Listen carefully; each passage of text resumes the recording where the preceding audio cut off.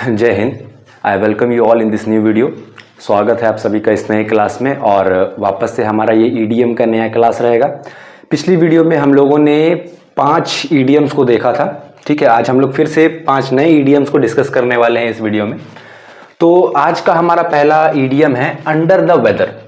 काफ़ी खूबसूरत सा ईडीएम है ये। अंडर मतलब क्या होता है, किसी चीज़ के नीचे, और वेदर क्या होता है मतलब मौसम, ठीक है। ये बेसिकली डिराइव्ड हुआ है जब पहले के टाइम में लोग नाव पर जब सवारी करते थे, जब नाव के रास्ते या जलीय मार्ग से कहीं जाते थे, तो अंडर द वेदर मतलब होता है कि जैसे जो लोग नाव से सवारी करते थे तो उन पर क्या होती थी, कभी बारिश कभी हवा, ये सारी चीजें का प्रभाव पड़ता था। अब बारिश में वो भीग गए हैं, लेकिन उसके बाद भी उन्हें वहां पर मौसम के नीचे रह करके देखभाल ही करनी रहती होती थी, ठीक है। तो उस वक्त क्या होता था कि कभी बारिश हुई, कभी हवा आया, कभी ठंडी ठंडी हवाएं चली, कभी बारिश हुई, उस प्रभाव से वो क्या होते थे, बीमार हो जाते थे, सिक हो जाते थे। तो इसी से ये ईडीएम ड्राइव्ड हुआ है। अंडर द वेदर का मतलब ही होता है अनवेल। अंडर द वेदर का मतलब होता है अनवेल, मतलब जो बीमार है, सिकनेस है, उसे कहते हैं under the weather. To sit on the fence, to sit on the fence. अब सिट का मतलब क्या होता है? सिट का मतलब होता है बैठना। फेंस मतलब समझते होंगे, मैथमेटिक्स में आपने पढ़ा होगा कि जब आप किसी चीज को फेंस से कवर करते हैं, फेंसिंग करते हैं। फेंस मतलब होता है वो बाड़ लगाना, मतलब वो जो लकड़ी की जो दीवारें होती है एक तरह से, उसको लगाना, उसे कहते हैं फेंस। तो अगर आप किसी फेंस पर बैठ गए हैं, इसका मतलब क्या कर रहे हैं? इसका मतलब आप कुछ भी नहीं कर रहे, आप सिंपल बस बैठे हुए हैं। आप ना इधर जा रहे हैं ना उधर जा रहे हैं। इसका मतलब आप किसी भी चीज का पक्ष नहीं ले रहे हैं।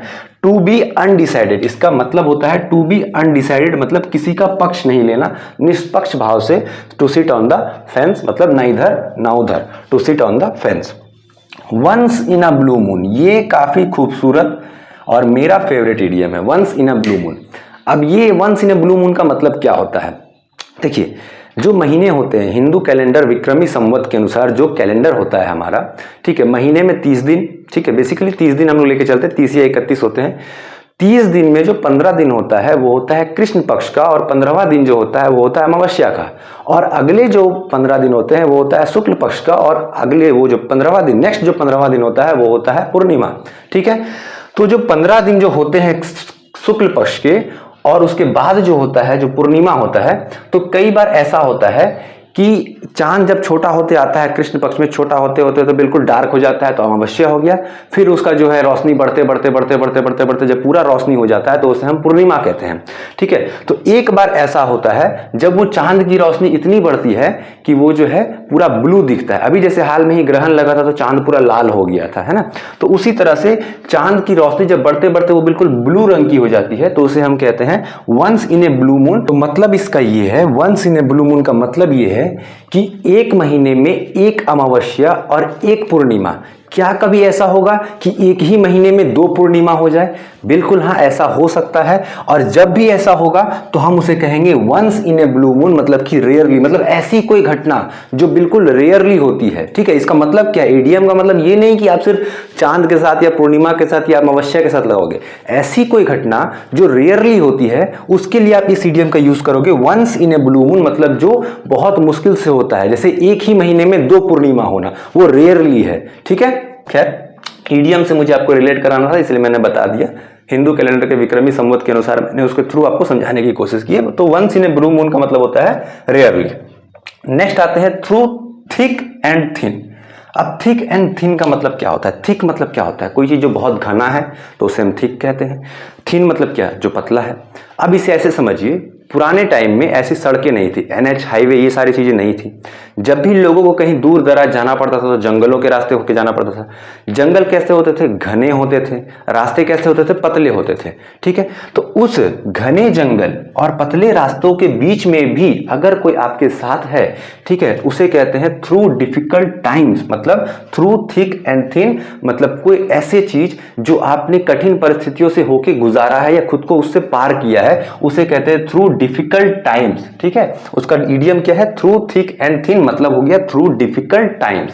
आपने उस डिफिकल्ट सिचुएशन से खुद को पार किया है, यानी अपने थिक और थिन रास्ते से खुद को गुजारा है।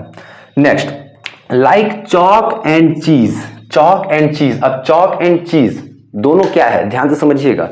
चॉक और चीज दोनों दिखने में एक जैसे हैं, ठीक है, दिखने में दोनों वाइट होते हैं, चौक भी वाइट, चीज भी वाइट, लेकिन दोनों क्या दोनों सेम है? नहीं, दोनों very different from each other. इससे मिलता जुलता इडियम ही होता है apples and oranges. Apples and oranges का मतलब ये होता है दो अलग अलग चीजें, क्योंकि एप्पल और ऑरेंज क्या दोनों एक जैसे हो सकते हैं? दोनों गोल है, लेकिन क्या दोनों एक जैसे हैं? नहीं है। सेम टू सेम इडियम यहाँ है, लाइक चॉक एंड चीज, मतलब होता है very different from each other, मतलब दोनों एक दूसरे से काफी अलग है। ठीक है, तो ये रहा हमारा आज का इडियम।